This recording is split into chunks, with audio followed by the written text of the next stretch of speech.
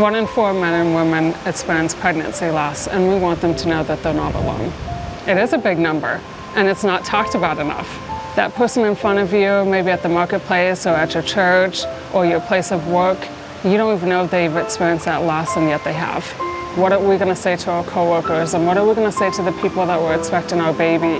And how am I going to deal with the times that I feel triggered and the times that I just want to curl up on a ball and just disappear from society? So I had a lot of moments where I felt alone because people really didn't understand, didn't know what questions to ask me, didn't really know how to reach out. Even though I know that people care about us and our story, I oftentimes did feel alone. People don't have enough support in losing their child, and how do they process through that? How do they come out on the other side hopeful? How do they realize that it's okay, it's normal, some of these grief and loss experiences that they're having? My name is Jennifer Martin. I have a master's in counseling with an emphasis in marriage and family. My experience in 7 years of counseling has taught me that grief is a just kind of up and down, almost bipolar process. You go kind of up and down, and sometimes you feel like you're over what you've experienced and you feel like you're going to be fine, and yet the next day you're triggered, and you know, what do you do with that? That's part of the question. What do you do with all these triggers that you have, with all of the pain that you're going through, and what do you do with the memories? What do you do with the broken dreams? And honestly, that's why we're here. And I'm also the founder of Spark Ministries.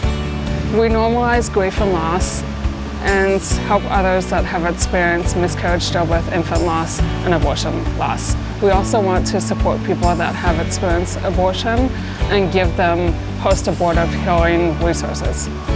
Jenny and Jack had invited us to attend a group that met for people that have experienced loss. And as we were attending that, I was kind of thinking, well, this isn't specific to child loss. This is just all losses. And what if we created something that was to interview people's stories that have experienced child loss? I'm offering a community, which is Baby Loss Connection, and we offer a supportive community so that people can come and express their feelings and just talk about their stories and get that support, get tips and resources. That's what we have to offer. We're putting together resources. The video series that will tell people's stories and also help normalize their grief experiences and help them see themselves in those stories so that they feel less alone. The ebook and the community that people can be a part of. Essentially, we want to help people understand that what they're going through is okay. It's okay to have tears. It's okay to feel triggered just doing your everyday life, and that's okay. That's what to expect. Honestly, what we do is we point to the source of hope. You know, Jesus for me is the source of hope, and He's provided the comfort. He's provided words when no one else, spoke to me.